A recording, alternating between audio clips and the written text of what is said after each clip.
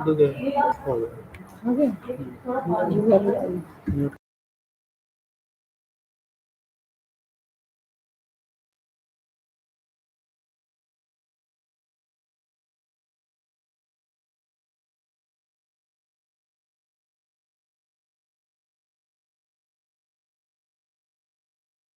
Audio और ये set कर देती मैं बाहर जाके चेक कर रहा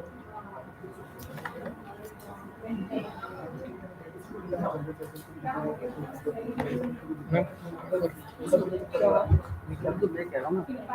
जैसे सुधीर जी वहाँ पे साउंड आएगा, वहाँ से कोई बोलेंगे तो साउंड कैसा आएगा? कोई बोलेगा नहीं। कोई बोलेगा नहीं। मेन स्ट्रीम नहीं है ना अच्छा ये लाइव स्ट्रीम कर रहे हो यूट्यूब?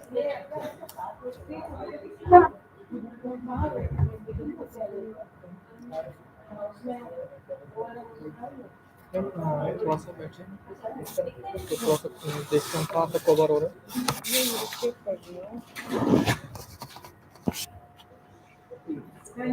ठीक है साउंड आ रहा है क्लियर। म्यूट कर दूँ। मैंने जस्ट तो चेक किया था।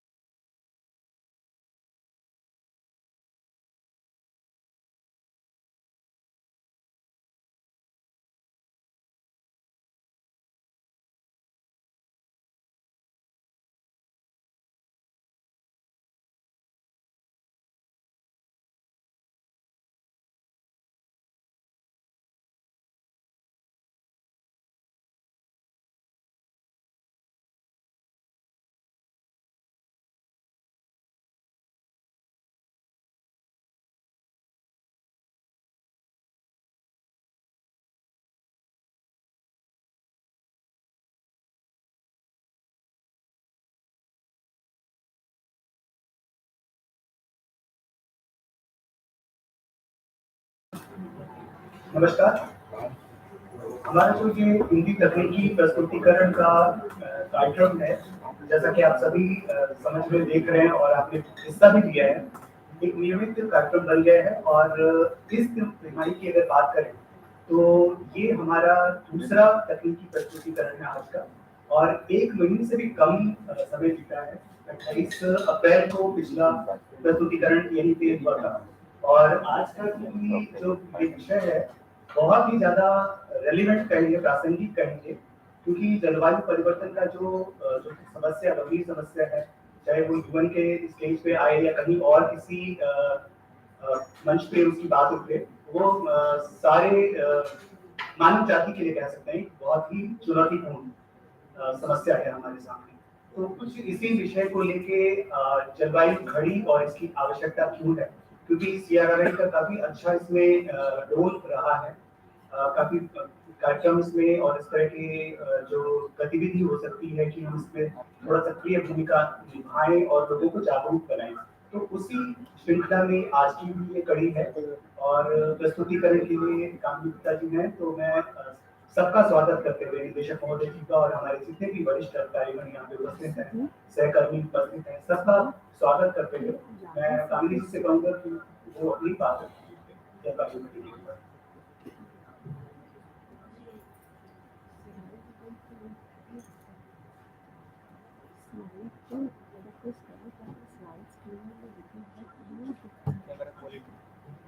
धन्यवाद सचिन।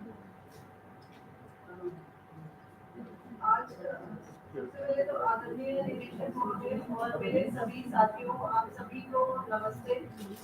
और ये जो टॉपिक है ये बहुत ही एकदम जगाने वाला टॉपिक है, और ये एक जागरूकता प्रोग्राम की तरह हम मैं इसे प्रस्तुत कर रही हूँ। सुदीप खाली स्क्रीन को नहीं दिखा सकते इसमें। आखिर जलवायु घड़ी है क्या? ये सब जब हमने करीब 10 अप्रैल के टाइम में ये एक मेल आई, और तब ये जलवायु घड़ी का, इसकी एनर्जी लिटरेसी ट्रेनिंग लेनी है, ये सब कुछ करना है। तो उसके बाद जो है तो लगा कि ये है क्या। फिर जब हमने इसको देखना शुरू किया, फिर एनर्जी लिटरेसी ट्रेनिंग हुई, और एनर्जी लिटरेसी ट्रेनिंग का मतलब डायरेक्टर सर ने भी हमें बहुत ज़्यादा उसको मार्गदर्शन दिया कि इसको करनी है, और सर की कई बार मेल्स आई। तो उसके बाद जब एनर्जी लिटरेसी प्रोग्राम जब हमने इसे करना शुरू किया, तो ये बहुत ही जगाने वाला और बहुत ही जागरूकता पैदा करने वाला एक ऐसा सब्जेक्ट है जिसे मेरे ख्याल से तो सभी को इसे करना चाहिए। और हमारे संस्थान में करीब 100 लोगों ने ये ट्रेनिंग ले ली है। अब मैं इसमें जाती हूँ कि जलवायु घड़ी एक्चुअली में है क्या। जलवायु घड़ी एक ऐसी टिकिंग क्लॉक है जो हर व्यक्ति के मतलब लाइक उसको पता होना चाहिए कि ये टिकिंग क्लॉक हमें दिखा क्या रही है। ये टिकिंग क्लॉक हमारी आंखों के सामने यह दिखा रही है कि ग्लोबल वार्मिंग के 1.5 डिग्री सेंटीग्रेड को छूने से पहले बचे हुए समय को दर्शा रही है कि हमारे पास कितना समय बचा है कि हम अपने वातावरण को 1.5 डिग्री सेंटीग्रेड से ऊपर ना जाने दें, और उसे किस तरह से हम बचाएं। जैसा कि आप देख रहे हैं यहाँ पे जो 6 साल 73 दिन 9 घंटे 52 मिनट और 12 सेकंड ये समय जो है डिग्री सेंटीग्रेड पहुंचने में सिर्फ इतना ही समय बचा है। कुछ आंकड़ों के अनुसार इसे 22 जुलाई 2029 तक आंका गया है कि हमें सबको जागरूकता अपने अंदर अपने लेवल पे खुद ही लानी होगी कि हम अपने कार्बन एमिशन किस तरह से उसको कम करें। और वर्तमान कार्बन बजट 2023 से शुरू होकर लगभग 280 बिलियन टन कार्बन डाइऑक्साइड के इक्विवेलेंट मापा गया है। IPCC 2018 intergovernmental panel on climate change के आंकड़ों के अनुसार वर्तमान कार्बन उत्सर्जन प्रति वर्ष लगभग 43 बिलियन टन कार्बन डाइऑक्साइड समतुल्य है, अर्थात इसके इक्विवेलेंट है, और प्रति सेकेंड 1.4 मिलियन किलोग्राम CO2 उत्सर्जन अभी एट प्रेजेंट हो रहा है। जलवायु घड़ी क्या, इसे अलग अलग तरीके से हम परिभाषित कर सकते हैं, जैसे कि जलवायु घड़ी जलवायु संकट की तत्कालिकता की एक दृश्य प्रतिनिधित्व के रूप में कार्य करती है। कार्य करने के लिए सीमित समय और तत्काल और निर्णायक कार्रवाई की आवश्यकता पर प्रकाश डालती है कि अब हमें एक्शन लेने का टाइम आ गया है। अब हमें इसके लिए कुछ गंभीर रूप से सोचना होगा और हर इंसान को अपने लेवल पे कुछ ना कुछ एक्शन करना होगा। कार्बन उत्सर्जन की जैसे जैसे दर बदलेगी तो समय भी बदलेगा, इसलिए इस घड़ी को गतिशील घड़ी भी कहा जाता है। क्लाइमेट क्लॉक कार्यक्रम एनर्जी स्वराज फाउंडेशन द्वारा 22 अप्रैल को आयोजित हुआ पृथ्वी दिवस के दिन, जिसका उद्देश्य जलवायु परिवर्तन के प्रति लोगों को जागरूक करना था। और यह दुनिया की सबसे बड़ी क्लाइमेट क्लॉक असेंबली और डिस्प्ले कार्यक्रम था, जो IGI स्टेडियम में 22 अप्रैल 2023 पृथ्वी दिवस के दिन आयोजित किया गया। इसमें ऊर्जा स्वराज फाउंडेशन, नीति आयोग, अटल इनोवेशन मिशन, AICTE और CSIR सभी प्रतिभागी थे। और निदेशक महोदय के मार्गदर्शन में हमने CRRI में भी इस क्लाइमेट क्लॉक को बनाया गया और स्वागत क्षेत्र में प्रदर्शित किया गया। जैसा कि अब तो शायद आप सभी लोगों को पता लग गया होगा कि वहाँ पे रिसेप्शन पे ये क्लॉक लगी हुई है और ये क्या दिखा रही है। करीब हम में से 30 से 35 लोगों ने इसकी ट्रेनिंग ली थी। क्लाइमेट क्लॉक कुछ इस तरह से दिखती है। स्टार्टिंग में ये 1.5 डिग्री सेंटीग्रेड टेम्परेचर दिखाती है, जो ग्लोबल वार्मिंग को वार्न करती है कि इससे ऊपर टेम्परेचर को हमें जाने नहीं देना है और कितना टाइम शेष बचा है। इस क्लाइमेट क्लॉक को दर्शाने का उद्देश्य जलवायु परिवर्तन के बारे में जनता में जागरूकता लाना और व्यक्तियों को जलवायु सुधार के लिए कार्य करने के लिए प्रोत्साहन करना है। क्लाइमेट क्लॉक द्वारा दिखाया गया समय कार्बन बजट पर निर्भर करता है, जिसे हम निम्नलिखित तरीके से निकालते हैं। कितना कार्बन बजट बचा है डिवाइडेड बाय कार्बन उत्सर्जन की वर्तमान दर क्या है। तो इसका मतलब ये हुआ कि कार्बन उत्सर्जन पर निर्भर करता है और फिर जैसे जैसे हम कार्बन उत्सर्जन की मात्रा कम करते जाएंगे, हमारा जो क्लाइमेट क्लॉक का टाइम बढ़ जाएगा और 1.5 डिग्री सेंटीग्रेड टेम्परेचर आने में कुछ और टाइम लगेगा और नहीं आने देना है। CRRI के SND स्टाफ ने वीडियो की एक श्रृंखला के माध्यम से बहुत ही सरल चरण दर चरण तरीके से जलवायु घड़ी को जोड़ना बनाना सीखा और ट्रेनिंग इसकी NTL में भी एक दिन की प्रोफेसर चेतन सोलंकी जी के अध्ययन में हुई। ये कुछ क्लाइमेट क्लॉक के प्रदर्शन और स्थापन है जो हमने CRRI में करी थी। क्लाइमेट क्लॉक को असेंबल किया गया 22 अप्रैल को और रिसेप्शन में उस दिन इसको स्थापित किया गया। ये भी 22 अप्रैल का ही कार्यक्रम है। फिर CRRI ने के निदेशक महोदय के साथ सभी कुछ करीब 30 लोगों ने कार्यक्रम में भाग लिया और सबसे ज्यादा क्लाइमेट क्लॉक बनाने का रिकॉर्ड भी बनाया। जैसा कि हम यहाँ पे देख सकते हैं कि बच्चे कितने खुश हैं।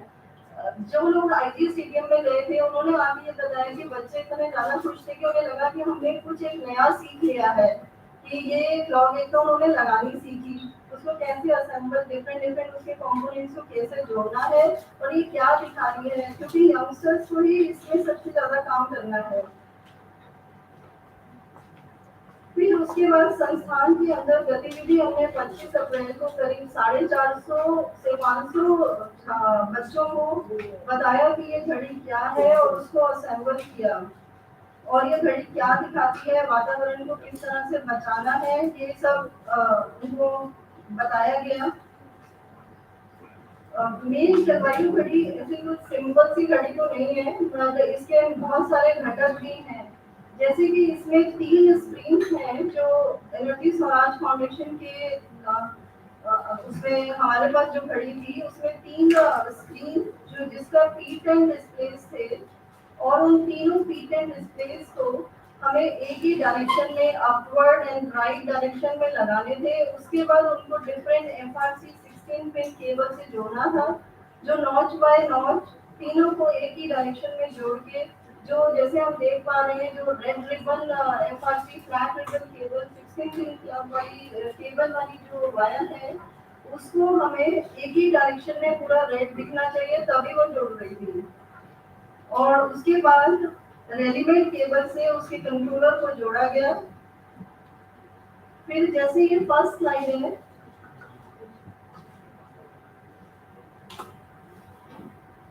आपका एरो नहीं आ रहा है।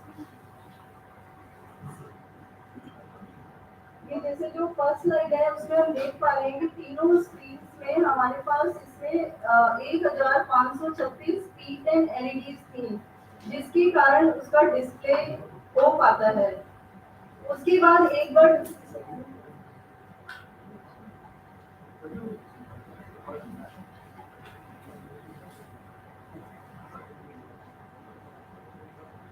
ये अपने इसमें 1536 एलईडी थी, जिनका साइज 10 mm का था।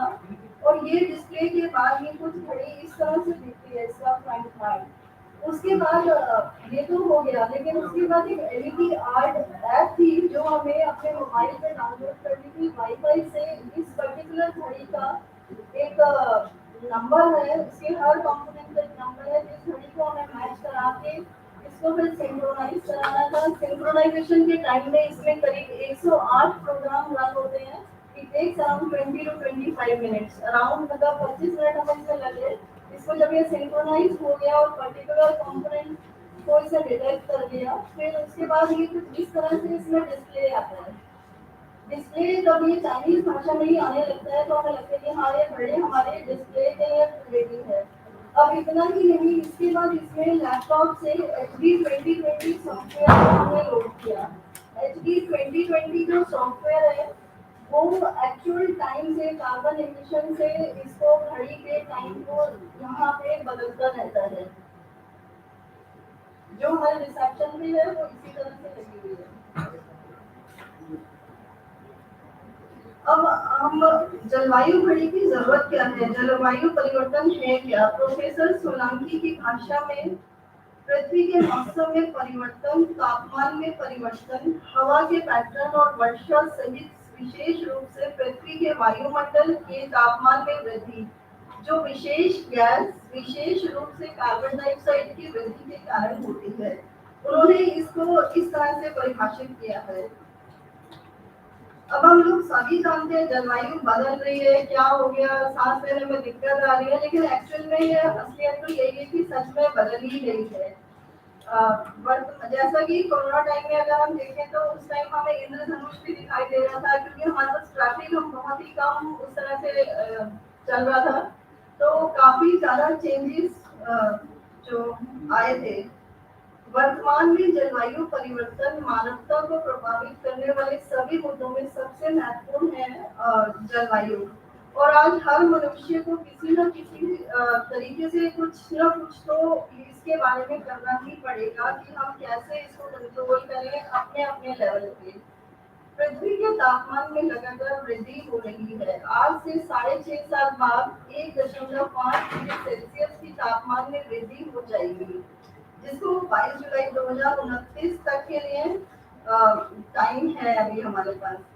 यह अधिक तापमान और जलवायु परिवर्तन की स्थिति विभिन्न देशों की अर्थव्यवस्थाओं एवं जीवन शैली को भी साथ में चुनौती दे रहा है, और इसके गंभीर परिणाम तो हम सब जानते ही हैं। यह हमें मजबूर कर रहा है कि चीजों को करने के तरीकों को बदलें और कार्बन उत्सर्जन को किसी न किसी तरीके से कम करें। जलवायु परिवर्तन पृथ्वी के तापमान में एक क्रमिक वृद्धि है, जो आमतौर पर कार्बन डाइऑक्साइड, CFC और अन्य प्रदूषकों के बढ़े हुए स्तर के कारण, ग्रीन हाउस प्रभाव के कारण होती है।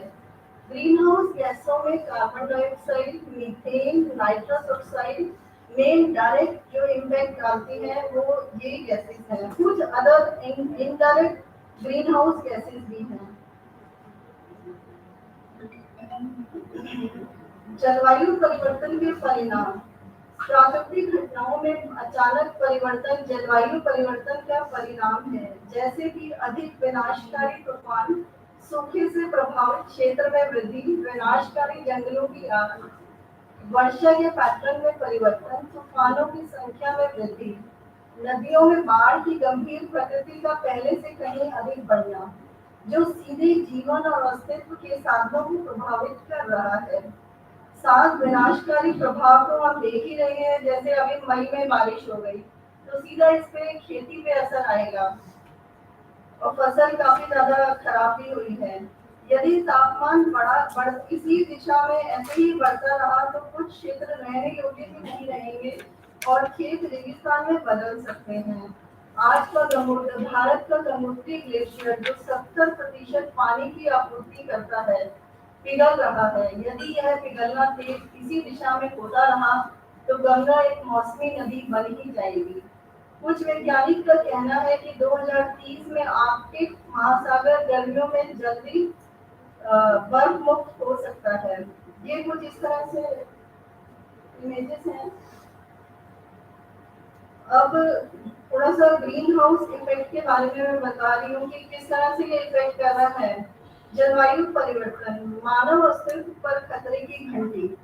यह वार्मिक दौर लंबे समय से चल रहा है। जैसे जैसे मानव आबादी में वृद्धि हुई है वैसे वैसे जीवाश्म ईंधन के उपयोग में वृद्धि हुई है।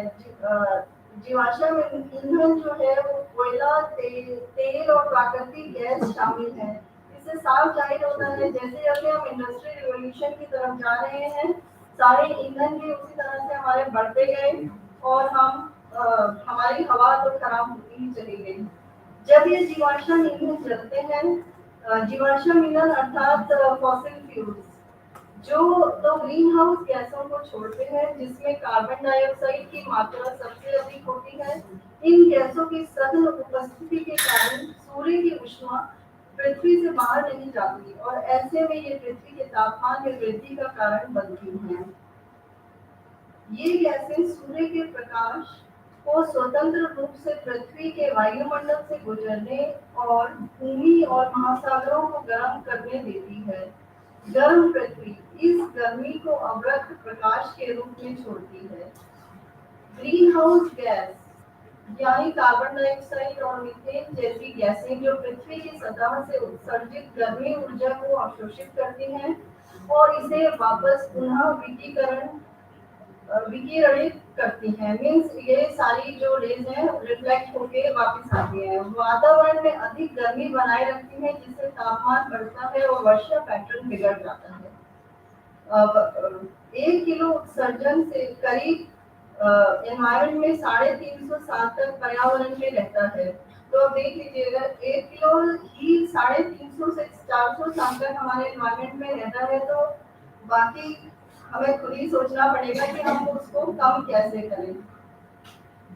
ये एक स्लाइड है। ट्रेडिशनली जब हम ईंधन का इस्तेमाल कम करते थे, ट्रेडिशनल बायोमास यूज करते थे, तब भी समय से 20,000 टेरावाट आवर्स में और जैसे जैसे हमारा इंडस्ट्रियल रिवॉल्यूशन होता गया कोयला, तेल और हमारे ईंधन अलग अलग टाइप के बढ़ते गए, ऊर्जा की खपत उसी दिशा में करीब 140,000 टेरावाट आवर तक पहुंच गई। क्या अच्छा है क्या बुरा है हमें भी सोचना पड़ेगा। CO2 पिछले 1000 वर्षों में इसकी वृद्धि भी काफी हो गई है और ये बड़ी है 280 ppm से 420 ppm तक। 2022 तक वातावरण में CO2 की वर्तमान वैश्विक औसत सांद्रता 0.04% अर्थात 421 ppm है। वृद्धि मानव गतिविधि के कारण ही है।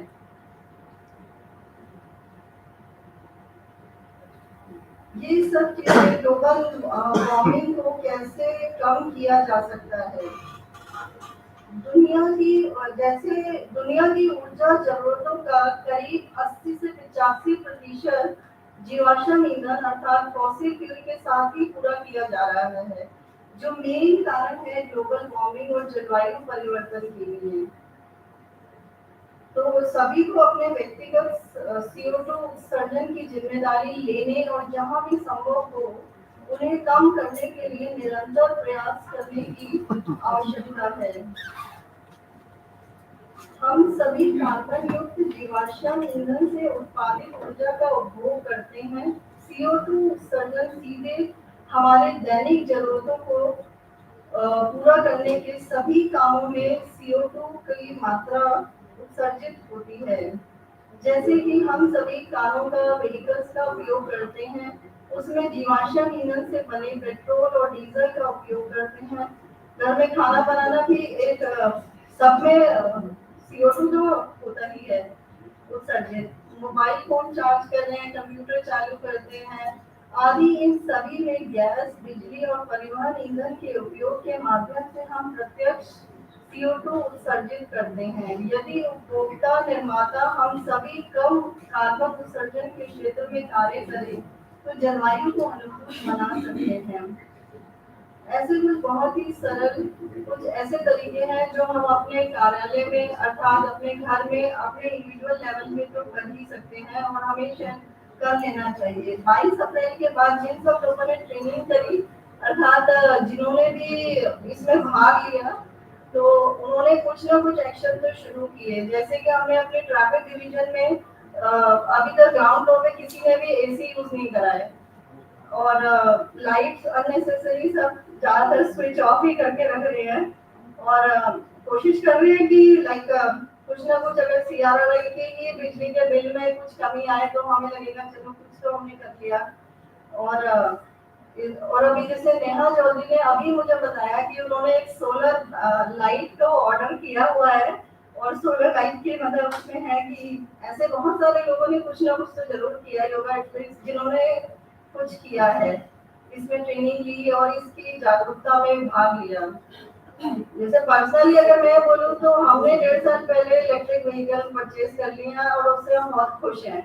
तो मुझे लग रहा है कि सब लोगों को जाना चाहिए इलेक्ट्रिक, अगर बस थोड़ा सा इंफ्रास्ट्रक्चर में उसकी दिक्कत है कि उसको चार्जिंग वगैरह कैसे करेंगे। बट हाँ जी सर, हाँ सर मतलब जैसे हमारे पास तो हमने बहुत लगा दिया वो तो रविशंकर सर कर रहे हैं प्रोजेक्ट इंफ्रास्ट्रक्चर को सर आपके लिए इंफ्रास्ट्रक्चर तैयार कर रहे हैं सर। हाँ सर बिल्कुल लगना चाहिए सर, मैं आपको पूरी किया आप अपना वेहिकल लेकर आए मतलब कि बाकी लोग चला के भी देखेंगे। क्यों नहीं वो तो यार ट्रायल सर वो तो अच्छा बट इट इज वेरी मतलब बहुत ज्यादा कन्वीनियंट है। पेट्रोल का रेट तो सबको पता ही है, पेट्रोल का रेट बढ़ता है तो हमें तो बड़ी खुशी होती है कि चलो ठीक है कि हमने एक मतलब एमिशन नहीं किया प्लस सस्ते में चल रहे हैं। और ऐसे कुछ अभी जलवायु परिवर्तन के लिए कौन जिम्मेदार है, ये प्रोफेसर चेतन सिंह सोलंकी जी ने अपनी भाषा में इसे कुछ इस तरह से कहा है। मैं उसको रीड करती हूँ। ऊर्जा, उन्होंने पेट्रोल, डीजल, LPG, बिजली और सामग्री, जो भी सामग्री हम यूज कर रहे हैं, कपड़ा, टूथपेस्ट, फर्नीचर, सीमेंट आदि का हर उपयोग जलवायु परिवर्तन में योगदान देता है। और इसलिए कोई अमीर हो या गरीब, अमेरिका हो या भारत, के बावजूद हर व्यक्ति अपने लेवल पर वैश्विक योगदान दे ही रहा है इस ग्लोबल वार्मिंग परिवर्तन में। हम जिन सबसे गंभीर मुद्दों का सामना कर रहे हैं वे जलवायु परिवर्तन के कारण होने वाली अनियमित घटनाएं हैं और इसे केवल एक साथ काम करके ही संबोधित किया जा सकता है। इसलिए हमारी प्राथमिकता एक पृथ्वी को ठीक करना, हमारे एक परिवार में शांति लाना और हमारे एक भविष्य के लिए स्थिरता को प्रेरित करना है। कम से कम आने वाली जनरेशन के लिए हम कुछ अच्छा छोड़ के चले जाएं वही बहुत है। जलवायु परिवर्तन हमारी सबसे बड़ी समस्याओं में से एक है और इसे केवल तभी हल किया जा सकता है जब सभी मिलकर काम करें। ये कुछ थोड़े से उन्होंने ही हमें बताया था कि फिर लगा ये है तो बहुत बेसिक चीजें, लेकिन इसे हम अपने जीवन में या अपने ऑफिस में कहीं भी आसपास थोड़ा सा भी आंखें खोलें तो कुछ ना कुछ तो हम किलोवाट आवर उत्सर्जन कुछ तो कुछ हम कम कर ही लेंगे। जैसे कि उदाहरण के लिए जब कोई भी उपकरण इस्तेमाल में नहीं है तो उसे बंद कर दें कम से कम, और ऊर्जा कुशल उपकरणों और बल्बों का उपयोग करें, और दैनिक जरूरतों के लिए सौर ऊर्जा का उपयोग करना चाहिए। यह व्यवहारिक और किफायती तरीके हैं, सस्टेनेबिलिटी की तरफ जाना ही पड़ेगा। और एनर्जी स्टार उत्पादों की तलाश करें जो अधिक ऊर्जा कुशल होने के लिए प्रमाणित हैं। एलईडी लाइट बल्ब पर स्विच करें, यह हमारी ऊर्जा का लागत का 90% तक बचा सकता है। कमरे से बाहर निकलने पर लाइट बंद करें और अपने इलेक्ट्रॉनिक उपकरणों को अनप्लग करें जब वह उपयोग में नहीं है। अपनी स्थानीय उपयोगिता या प्रमाणित नवीकरणीय ऊर्जा प्रदाता के माध्यम से स्वच्छ ऊर्जा से अपनी बिजली प्राप्त करें। जैविक और स्थानीय खाद्य पदार्थ चुनें जो मौसमी हो, जैसे कि लोकल फॉर वोकल, ये मोदी जी का बहुत अच्छा वो है। हमें लोकल अवेलेबिलिटी पे तो जाना ही पड़ेगा, जो भी चीज लोकली अवेलेबल है हमें उसी की तरफ जाने में अच्छा है, वो सस्ती भी है।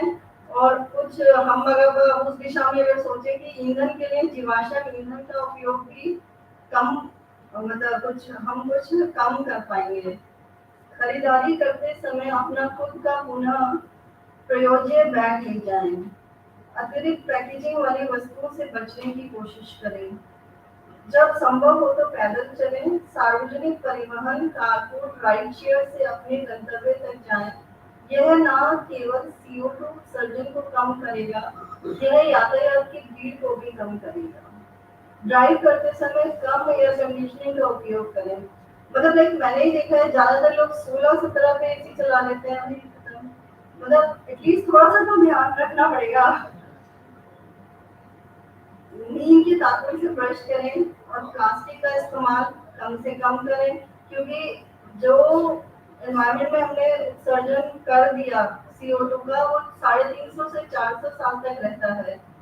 और प्लास्टिक कटलरी और पेपर प्लेटों को छोड़ने, इसके अतिरिक्त अपने कार्बन उत्सर्जन को कम करने से आपके स्वयं के स्वास्थ्य और आपके आसपास के लोगों के स्वास्थ्य में भी सुधार होगा।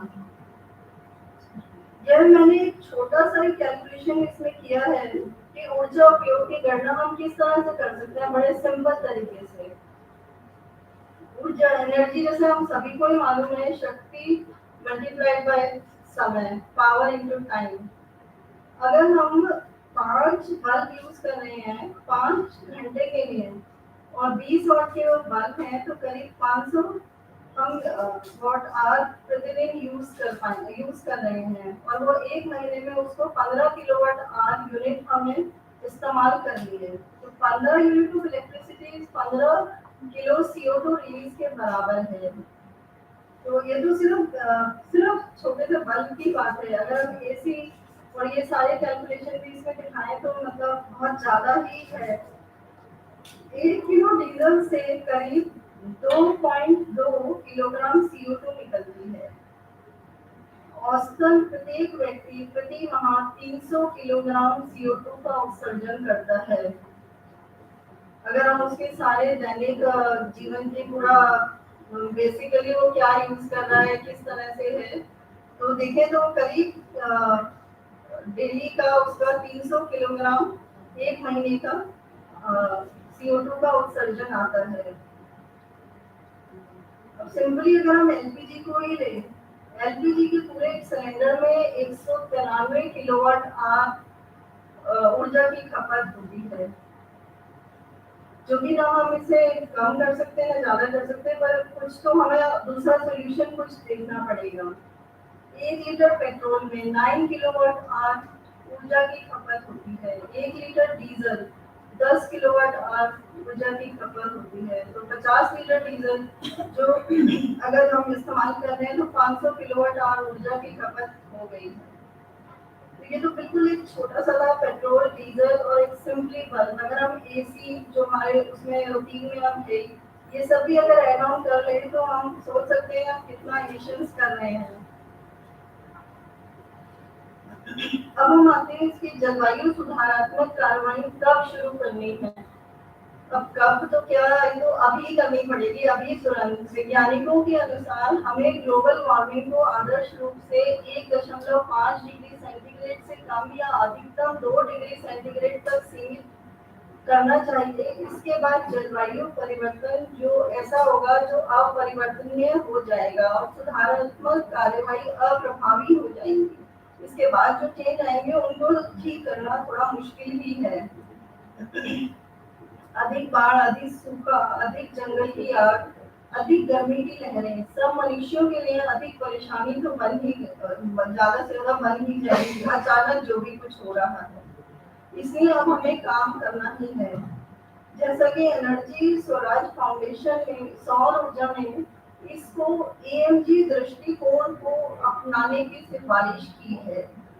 एएमजी में उन्होंने इसको बोले रोकना, अवॉइड, जहां तक संभव हो वस्तुओं का उपयोग करना बंद करें। सभी वस्तुओं के निर्माण, परिवहन, प्रयोग में ऊर्जा का उपयोग होता है। एम, मिनिमाइज करना, इसको कम से कम इस्तेमाल करना। अब हम बंद तो हर चीज नहीं कर सकते हैं, कम से कम उसको मिनिमम कम तो कर सकते हैं। और जनरेट, उत्पन्न करना, हम इतना कुछ इस्तेमाल कर रहे हैं, कुछ तो अगर उत्पन्न भी कर पाए। सौर ऊर्जा जैसे नवीकरणीय स्रोतों को अपनाएं। घर के ऊर्जा उत्पन्न करने के लिए छत पर सौर पैनल को कम से कम 2 या 3 सौर पैनल तो आराम से लग जाते हैं। मतलब वो उतना भी अगर कोशिश कर लें तो काफी अच्छा है। तो और ऊर्जा जलवायु परिवर्तन के केंद्र में है और समाधान की कुंजी सिर्फ यही है। ग्लोबल वार्मिंग को 1.5 डिग्री सेंटीग्रेड से नीचे रखने के हम सभी को सभी तरह से प्रयास करने ही होंगे। 2 इसमें मेन है, कम CO2 का उत्पादन करना होगा, एएमजी नियम को अपनाना होगा। इस प्रस्तुति से हम उम्मीद यही कर रहे हैं कि हम सब मिलकर प्रकृति को बचाने के लिए ऊर्जा समाधान को अपनाने की दिशा में मापनीय कार्रवाई के लिए प्रतिज्ञा करें कि आज ही से हम कुछ ना कुछ अपने लेवल पे कुछ एक ना एक मतलब कुछ तो हमें खुद ही करना पड़ेगा। धन्यवाद। सुंदर, टिकाऊ, हरित भविष्य का निर्माण, सस्टेनेबल एनवायरनमेंट को हमें खुद ही जिंदा रखने के लिए कुछ करना होगा। ये एक छोटा सा वीडियो है, ठीक है सर? मुझे थोड़ा जाना है। हाँ जी सर, हाँ जी, यस सर। फिर क्वेश्चन आंसर भी रहेगा अभी और 10 मिनट आप हाँ जी आपने सभी को धन्यवाद देते हैं। मैं सभी की तरफ से आपको धन्यवाद देता हूँ कारण कि जो क्लाइमेट क्लब वाला प्रिपरेशन बहुत अच्छा है। आपने बताया हुआ, हालांकि मुद्दा बहुत गंभीर है, आपने इतने गंभीरता से बताया नहीं, अदरवाइज तो पूरे हॉरर मूवी जैसे है, हॉरर मूवी से कम नहीं है। हालांकि आज हिंदी का व्याख्यान तो हम लोग हर एक महीने में एक व्याख्यान करने की कोशिश करें। कुछ ट्रैफिक साइकोलॉजी के ऊपर करेंगे। डॉक्टर नीमा मतलब जल्दी सुपर एडमिट होने वाली है। आप बताएं कि मतलब जो सड़क पे से कैसे मतलब व्यवहार कैसे होना चाहिए, जो ड्राइवर से रोड यूजर की बिहेवियर है उस पर आपकी बहुत स्टडी है। तो जब हम कोई मतलब व्याख्यान में अगर हम लोग अपना स्टडी भी थोड़ा सा होता है तो वो अच्छा रहेगा। और सबसे बड़ा जो कानूनी के व्याख्यान में ये था कि हम क्या मतलब कर सकते हैं। प्रॉब्लम तो है, समस्या तो दिख रहा है, उस पर EST डॉक्टर राजीव गोयल बैठे हैं, अभी चार्जिंग स्टेशन लगा रहे हैं। तो डॉक्टर रविशेखर के प्रोजेक्ट में एसेस करना चाहते हैं कितने टू व्हीलर की चार्जिंग लगाएंगे, कितने कार की चार्जिंग लगाएंगे। मतलब चैरिटी बिगिंस एट होम, हम अपने घर से अपने संस्थान से ही मतलब चालू करें तो उसको फिर दिखा सकते हैं। तो जैसे इंफ्रास्ट्रक्चर होता है, जिज्ञासा में बच्चे आते हैं उनको हम दिखा सकते हैं। तो कितने जल्दी हम कर सकते हैं देखते हैं, क्योंकि एक तो हमारा फोकस 16 से 22 जुलाई है। 16 जुलाई को फाउंडेशन डे है।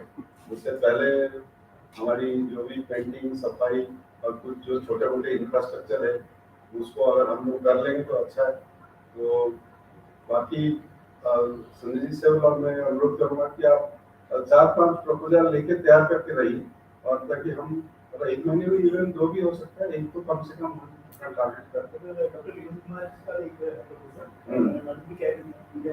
चलिए मतलब वो सब आप मतलब जो एग्जैक्टली टाइटल लेके थोड़ा सा मतलब कुछ तो आप और 100 वर्ड्स में अपना आइडिया जो है किस बारे में मतलब बोलेंगे, तो उसको फिर हमें सीक्वेंस करने में ठीक रहेगा। और थोड़ा अपने मतलब जो आपके अपना रिसर्च है, अपना वर्क है, उसको इंक्लूड करेंगे तो बहुत अच्छा रहेगा। तो इसके साथ कानून जी को बहुत बहुत धन्यवाद। और जो आपकी अपना रिसर्च भी और चीज़ों में है जो क्लाइमेट लॉ के अलावा है, बट ये जो 1.5 डिग्री बहुत इम्पोर्टेंट है और उस पर रिसर्च की भी जरूरत है कि किसको हम कम करेंगे तो कितना वो टेम्परेचर कम हो सकता है, कार्बन एमिशन कितना कम हो सकता है। कुछ लोग हैं जो कि ईवी के खिलाफ भी बहुत बोलते हैं, कहते हैं कि ईवी की कंप्लीट लाइफ साइकिल अगर देखेंगे तो ये कंप्लीटली कार्बन एमिशन फ्री नहीं है। तो वो तो एक रिसर्च की मतलब बात है, लेकिन बहुत सारी चीजें हम कर सकते हैं जिससे आपने बताया जो नॉन सॉल्यूशन है उसको कैसे अडॉप्ट करेंगे। और स्पेशली जो स्टेटमेंट है, इनफैक्ट जैसे कि पेरेंट्स एज पेरेंट्स हम लोग बच्चों के लिए सोचते हैं और हम अपने अगले पीढ़ी के लिए सोचते हैं कि जब छोड़ के जाए एक मतलब समाज या ऐसे मतलब आपको छोड़ के जाए जो कि लिवेबल हो। ये 6 साल 6.5 साल में मतलब सोच के बहुत मतलब डर तो लगता ही, जैसे जो मतलब हमारी मतलब हम लोग ने ग्लासियर्स की आप 22 क्लास को मतलब टूटते हुए देख रहे हैं, उससे तो कंप्लीट ह्यूमन इकोसिस्टम ही डिस्टर्ब होने की चांसेस है। बट वो एक पर्सपेक्टिव है, दूसरी पर्सपेक्टिव है कि हमारी क्या एफर्ट्स है और उससे हम कितना कंट्रीब्यूट कर सकते हैं। जो एनवायरमेंट रिलेटेड हम लोग की रिसर्च है उसमें जब हम फोकस करेंगे तो अच्छा रहेगा। जैसे कि पेडेस्ट्रियन फैसिलिटीज है, बाइसाइकिल ट्रैक है, नॉन मोटराइज्ड ट्रांसपोर्ट है, ये सब एरियाज में सीआरआई में काफी वर्क हो रहा है। वेस्ट टू वेल्थ भी उसी वाला पार्ट में। तो ये जो हम लोग जितने भी प्रयास करेंगे उससे किसी न किसी तौर से हम लोग पर्यावरण की सुरक्षा के लिए कुछ बेहतर काम भी कर सकते हैं। तो मूवी आप लोग प्ले कर सकते हैं। तो इसे 2 बजे बाकी आज सीएसआर की अमृत लेक्चर है, प्रिंसिपल साइंटिस्ट एंड अबव सभी को इन पर्सन बुलाया हुआ था, बट हाइब्रिड मोड में है। अगर इन पर्सन भी नहीं अटेंड कर पाते, जो अटेंड कर सकते हैं तो अटेंड करें। मुझे एक्चुअली जाना है हेडक्वार्टर और लेक्चर के बाद डॉक्टर मसलकर जी से भी मिलना भी है। तो आप लोग जो फिजिकली अटेंड करते हैं ठीक है, नहीं तो आप एटलीस्ट ऑनलाइन मतलब कनेक्ट करें। धन्यवाद।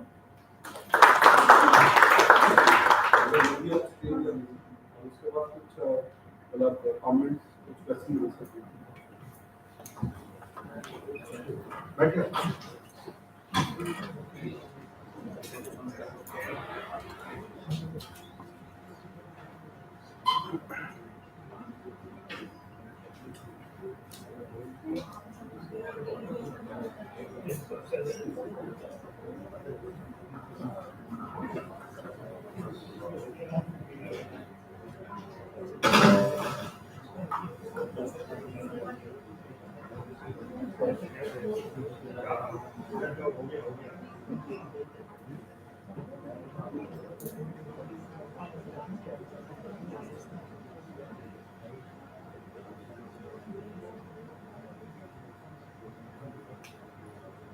ये दोनों प्रोफेसर से करा देते हैं जो धरती को बचाने की तपस्या में जुटे हैं।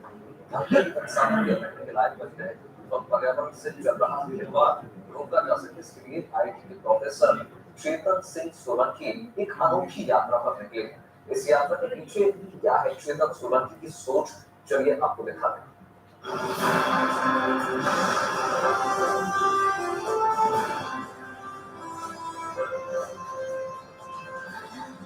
घूमती बस का दुनिया को संदेश।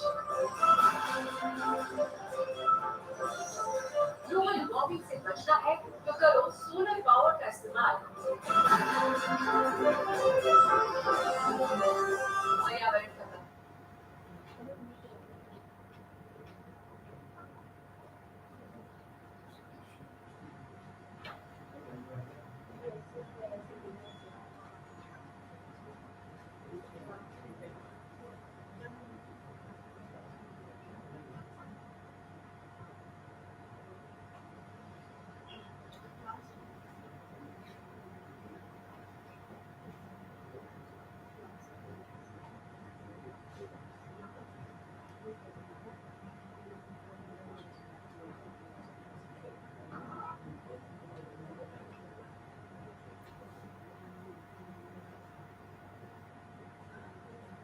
कि उन प्रोफेसर से करा देते हैं जो धरती को बचाने की तपस्या में जुटे। धरती इंसानों के रहने के लायक बन रहे और पर्यावरण से चल रहा खिलवाड़ रोका जा सके, इसके लिए आईटी के प्रोफेसर चेतन सिंह सोलंकी एक अनोखी यात्रा पर निकले। इस यात्रा के पीछे क्या है चेतन सोलंकी की सोच, चलिए आपको दिखाते हैं।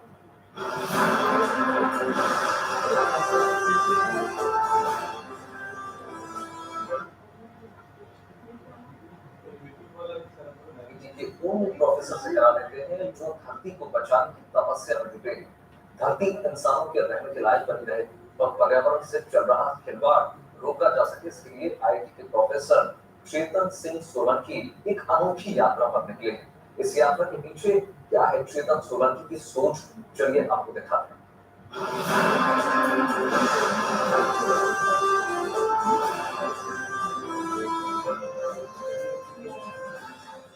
घूमती बस का दुनिया को संदेश। ग्लोबल वार्मिंग से बचना है तो करो सोलर पावर का इस्तेमाल। पर्यावरण का बदलाव कहीं पूरी इंसानियत के लिए खतरा न बन जाए। इसीलिए आईआईटी के प्रोफेसर चेतन सिंह सोलंकी निकल चुके हैं एनर्जी स्वराज बस में।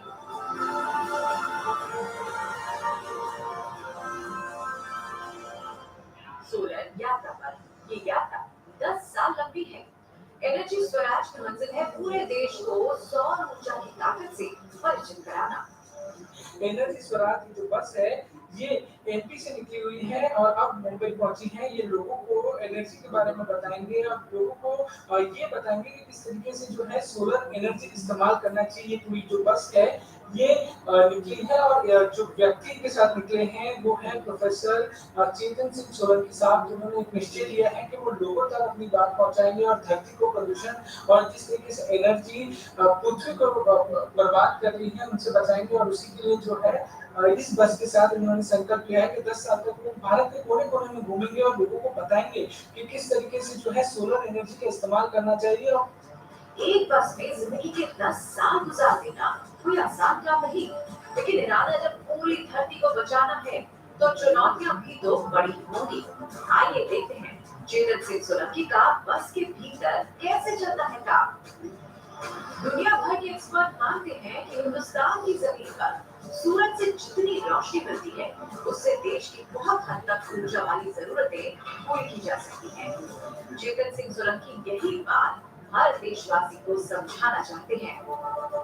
क्लाइमेट चेंज यानी पर्यावरण बदलाव कितना खतरनाक अख्तियार कर चुका है। सुनिए चेतन सिंह सोलंकी से। अपने हिस्से के कार्बन डाइऑक्साइड को आज ही खत्म करना शुरू करें, तभी आपका और सबका कल्याण है। मानो हमने ताबड़तोड़ एक्शन नहीं लिए तो जो क्लाइमेट क्लॉक जो ये बताती है कि धरती के तापमान को नॉर्मल से 1.5 डिग्री होने में कितना समय बाकी है या 2 डिग्री होने में कितना समय बाकी है। तो ये वो तापमान है जो बताते हैं कि यदि क्लाइमेट जो ग्लोबल वार्मिंग है 1.5 डिग्री या 2 डिग्री से ऊपर होगी तो जो क्लाइमेट में चेंज है वो इरिवर्सिबल हो जाएगा, मतलब उसको ठीक नहीं कर पाएंगे कभी भी। इसका मतलब क्या होगा कि ये तूफान, आंधी, बीमारियां, फूड प्रोडक्शन में कमी आना, समुद्र का लेवल बढ़ना, ये बहुत आम बात है। तो 1.5 डिग्री सेंटीग्रेड जाने के लिए बहुत कम समय बाकी, करीब 7.5 साल में 66% चांस है कि धरती का तापमान अभी जो 1.1 डिग्री ऑलरेडी बढ़ गया नॉर्मल से ऊपर, वो 1.5 पर टच हो जाएगा। तो आज की तारीख में यदि धरती के लिए, धरती के हर मनुष्य के लिए कोई महत्वपूर्ण नंबर है तो वो है 1.5 degree centigrade. Professor Chetan Singh Solanki की बातों में वजन है। इसका दावा है 2021 में पूरी दुनिया में क्लाइमेट चेंज का कहर। उदाहरण देखिए, ऑस्ट्रेलिया में भीषण आग, न्यूजीलैंड में 8 इंच से ज्यादा बर्फ पड़ी, तुर्की के जंगल था, कैलिफोर्निया में सूखा, कनाडा में हीट वेव, जर्मनी में भयंकर बाढ़, चीन में बाढ़। सवाल है तेजी से बदलते विनाश की ओर बढ़ती इंसानियत कैसे बचेगी? जवाब चेतन सिंह सोलंकी जैसे लोग हैं जिनके पास दुनिया को सौर ऊर्जा के लिए जरिए बचाने का प्लान है। क्योंकि क्लाइमेट चेंज पर दुनिया भर की तमाम बातों, संधियों और समझौता के हासिल की जो रिपोर्ट है वो चौंकाने वाली है। आइए देखते हैं इस देश का कुल कार्बन उत्सर्जन में कितनी है हिस्सेदारी? यहाँ पे प्रतिशत है। अमेरिका कुल कार्बन उत्सर्जन में हिस्सेदारी 28%, चीन 15%, भारत 7%, रूस 5%, जापान 3%। जब हाल ऐसा हो तो चेतन सिंह सोलंकी की कोशिशों की अहमियत आप बखूबी समझ सकते हैं। भारत दामा, मुंबई, गुड न्यूज टुडे। ये सब चीजें मतलब लाइक है तो थोड़ी मुश्किल, लेकिन बस माइंडसेट ही थोड़ा सा बदलने की देरी है। जैसे कि अब सर कह रहे हैं कि इंफ्रास्ट्रक्चर के लिए हम सर ईवी के पॉइंट्स लगा रहे हैं, तो शायद लोगों को लगेगा कि हम खरीद तो सकते हैं, नहीं सर?